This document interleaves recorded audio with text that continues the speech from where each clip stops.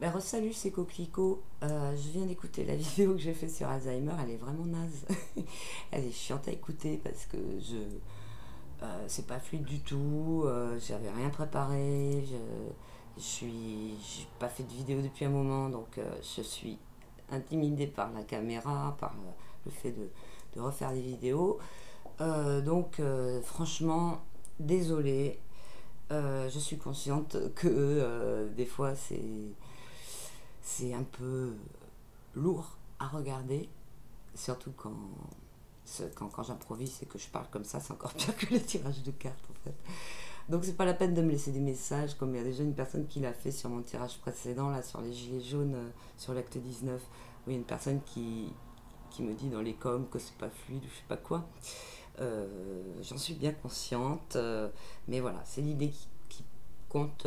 Enfin, pour moi, c'est l'idée que je fais passer qui compte et non la façon dont je la fais passer. Donc, désolé, si ça vous plaît pas, vous avez qu'à zapper, vous fermez la vidéo, vous passez à une autre. C'est pas la peine de perdre votre énergie à laisser un commentaire négatif. Ça sert à rien, je pense.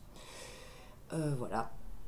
Et puis sinon, qu'est-ce que je voulais dire? J'ai oublié de dire dans la vidéo sur Alzheimer, c'est de parler d'argent. Parce que évidemment, ça coûte des sous de faire ça. Mais mettre son proche dans une EHPAD, ça coûte encore plus d'argent, je pense. Euh, donc, je pense que on peut arriver à s'organiser.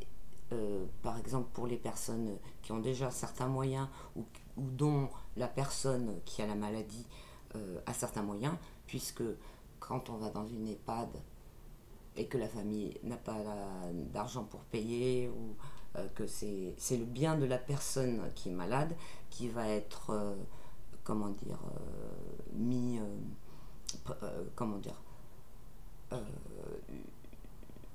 enfin bloqué par l'État en fait.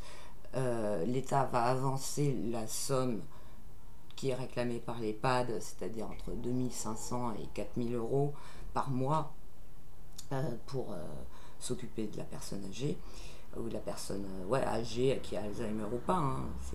C'est comme ça que ça fonctionne.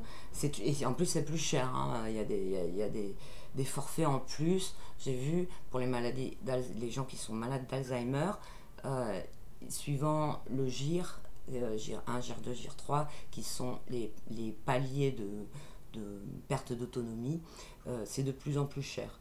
Alors, déjà que c'est cher pour une personne qui fait tout toute seule, qui est complètement autonome, je ne dis pas pour une personne qui a Alzheimer. Et c'est ainsi que l'État bloque tous les biens de la personne, avance l'argent pour payer l'EHPAD et après, une fois que la personne est décédée, récupère tout ce qui est à avancer sur les biens de la personne. Donc l'héritage qui va aux successeurs. Et en plus, moi je trouve ça mais vraiment dégueulasse.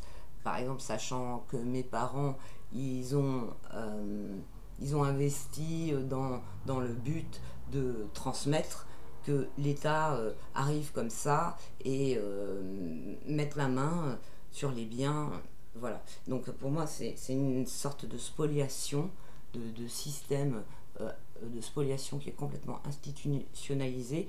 Je suis sûre que ça ne revient pas à 2500 euros de la prise en charge d'une personne dans cet état. Moi, je le vois bien puisque je m'occupe de ma mère, ça ne revient pas à 2500 euros par mois, quoi. Euh, voilà. Donc tout ça, ça va être... c'est pas possible que ça dure comme ça. C'est trop une manne. C'est une véritable manne. Et c'est pour ça qu'ils font rien pour la maladie d'Alzheimer. C'est parce que les gens, les familles n'ont pas la possibilité de prendre en charge leurs proches, comme par exemple moi je le fais. Donc ils mettent les gens dans les EHPAD. L'État met la main sur les biens, voilà, sous prétexte de payer enfin voilà, l'EHPAD. Et puis après, voilà, tous les biens de la personne ont été spoilés, quoi. Parce que en plus, le service qui est donné dans l'EHPAD, apparemment, sur tout ce que j'ai vu, et je critique pas, ô combien je critique pas les gens qui travaillent dans les EHPAD, hein, parce que j'en connais quelques-uns, et ils mettent tout ce qu'ils peuvent, mais on leur dit, vous avez 10 minutes pour vous occuper de chaque personne, chaque résident, par exemple, le matin, je sais pas, enfin bref, c'est voilà, donc ça peut pas revenir à aussi cher de donner une prestation hyper médiocre, et une fois de plus, je ne vous incrimine pas, c'est juste les moyens qu'on vous laisse pour travailler, qui sont inadmissibles et qui sont dégueulasses, et qui induisent forcément un soin, ou enfin une attention qui n'est pas du tout adaptée, et qui est insuffisant, ou qui est juste le strict minimum pour que la personne tienne le plus longtemps possible en vie, pour qu'elle coûte le plus cher, pour qu'on puisse lui piquer le maximum de pognon à la fin, quoi. C'est comme ça que ça marche, c'est ça le système. Enfin, d'après ce que j'ai compris, c'est vraiment ça. D'ailleurs, je pourrais faire un tirage de cartes là-dessus, je pense. Donc voilà, j'avais pas parlé d'argent. Donc je pense que si on fédère aussi nos moyens, ou les moyens de nos parents, pour des personnes qui sont concernées par la maladie, pour mettre en place quelque chose comme le projet dont j'ai parlé juste avant, ben voilà, ça peut le faire, quoi. Je pense que ce sera pas facile au niveau... Enfin, vu comme je dis, c'est une Superman, j'imagine qu'on va pas se faire aider par les institutions pour un tel projet, mais il faut rien attendre, justement, il faut rien attendre des institutions, il faut rien attendre de la politique, il faut rien attendre du système, il faut faire les choses nous-mêmes, avec notre énergie d'humain, de chaque individu, quoi.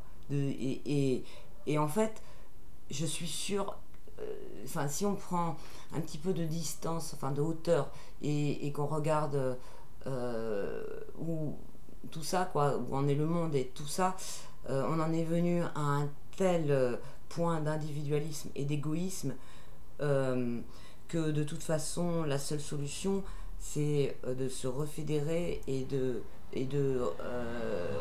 redonner ça. Et ça, il y a que les humains qui peuvent le donner. C'est pas le système. C'est pas le système qui va nous montrer des exemples d'humanité et de générosité, et de bienveillance, et de toutes les qualités humaines qu'on a et qu'on se doit d'avoir par rapport à nos congénères, aussi bien enfants que les anciens, quoi. Voilà, donc il faut que ça change, et comme les personnes âgées, c'est un puits inépuisable de fric, quoi, pour le système, ils vont rien faire, ils vont tout faire pour les pomper au maximum. Donc nous, on se doit de les protéger, de faire quelque chose, et puis de faire bouger ça, parce que aussi pour nous qui allons vieillir, et puis nos enfants qui vont vieillir après, etc., etc. On ne peut pas laisser les choses aller comme ça. Voilà. Bon, eh ben merci de m'avoir suivi. Je vous dis à bientôt, à samedi pour un tirage de cartes. Samedi, on est le 21, 22, 23, samedi 23 à 20h. Et je vous rappelle mon mail, c'est coquelicot75@gmail.com. Salut!